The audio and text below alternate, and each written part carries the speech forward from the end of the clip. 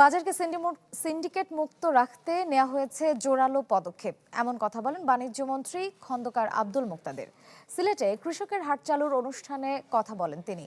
মধ্যস্বত্বভোগী ছাড়াই কৃষকদের পণ্য সরাসরি ক্রেতার কাছে পৌঁছে দিতে নেওয়া হয়েছে এমন উদ্যোগ।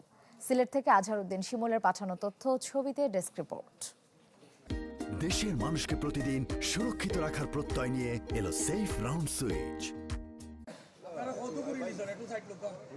মধ্যস্বত্বভোগীদের দৌরাত্ম্যে ন্যায্য মূল্য থেকে কৃষকদের বঞ্চিত হওয়ার অভিযোগ দীর্ঘদিনের। অবশেষে তাদের দৌরাত্ম্য কমাতে নেওয়া হচ্ছে সরাসরি পণ্য বিক্রির উদ্যোগ।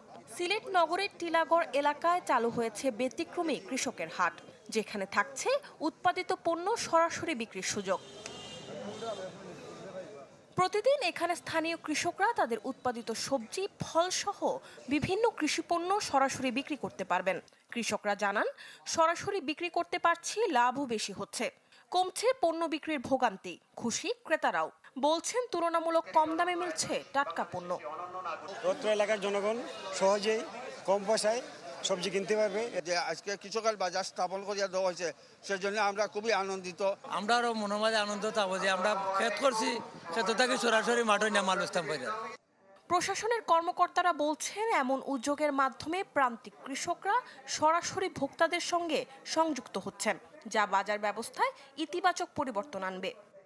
এই কৃষকের হাটের উদ্দেশ্য হলো আমরা যারা ভোক্তা আছি, কৃষক আছি, সবাই যাতে নিরাপদ এবং ফ্রেশ সবজি হাতের কাছে পেতে পারি। নিরাপদে যাতে খাদ্যগুলো উৎপাদিত হয়, এই বিষয়টাও এখানে নিশ্চিত হচ্ছে। উদ্বোধনী অনুষ্ঠানে বাণিজ্য মন্ত্রী জানান, এই উদ্যোগ সফল হলে তা ছড়িয়ে দেয়া হবে দেশব্যাপী। জানান, বাজারকে সিন্ডিকেট মুক্ত রাখতে নেওয়া হয়েছে জোরালো পদক্ষেপ। বাংলাদেশের বিভিন্ন জায়গায় সেটি যাবে, তারপরে পাইকারি হয়ে খুচরা পর্যায়ে বিক্রি হবে।